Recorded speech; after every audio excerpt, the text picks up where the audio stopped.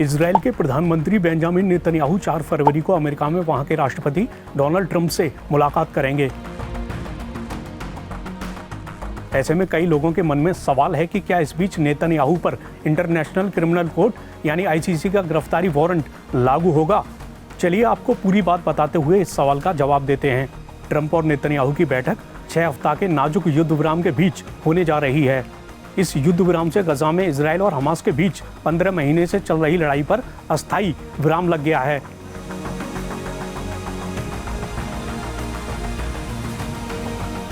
नवंबर 2024 को आईसीसी ने नेतन्याहू और उनके पूर्व रक्षा प्रमुख के साथ साथ हमास नेता इब्राहिम अल मसरी के लिए गजा युद्ध में कथित युद्ध अपराध और मानवता के खिलाफ अपराध के लिए गिरफ्तारी वारंट जारी किया था।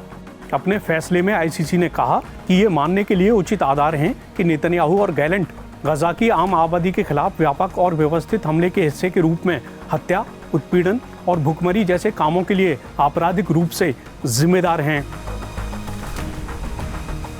कोर्ट ने कहा कि ये मानने के भी उचित आधार हैं कि गजा पर नाकेबंदी और भोजन, पानी, बिजली, ईंधन और चिकित्सा आपूर्ति की कमी ने ऐसी जीवन स्थितियां पैदा की जो गजा में नागरिक आबादी के एक हिस्से के विनाश की वजह बनी। इसके चलते कुपोषण और निर्जलीकरण की वजह से बच्चों सहित कई नागरिकों की मौत हुई। इस फैसले पर इजराइल में नाराजगी जताई गई और इसे शर्मनाक और बेतुका बताया गया। इजराइल ने हेग स्थित अदालत के अधिकार क्षेत्र को खारिज कर दिया है। उसने गजा में युद्ध अपराधों से इनकार किया है। अब बात करते हैं अमेरिका की। तो इजराइल का मुख्य राजनयिक समर्थक अमेरिका आईसीसी का सदस्य नहीं है। उसने कहा है कि वो इस कदम को मूल रूप से अस्वीकार करता है। ऐसे में नेतन्याहू के अमेरिका दौरा के दौरान उनके गिरफ्तारी की कोई संभावना नहीं है। भले ही नेतन्याहू आईसीसी के फैसले से अंतर्राष्ट्रीय स्तर पर वांछित संदिग्ध बन गए हैं, मगर इसके असल नतीजे सीमित हैं।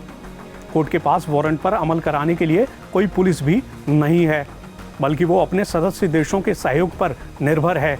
ये देश सहयोग करें ये भी ज़रूरी नहीं। जैसे रूसी राष्ट्रपति व्लादिमीर पुतिन के मामले में मंगोलिया ने सहयोग नहीं किया था। यूक्रेन पर कथित युद्ध अपराधों के लिए आईसीसी वारंट में वांछित पुतिन ने मंगोलिया की यात्रा की थी। इस यात्रा के दौरान उन्हें गिरफ्तार नहीं किया गया था।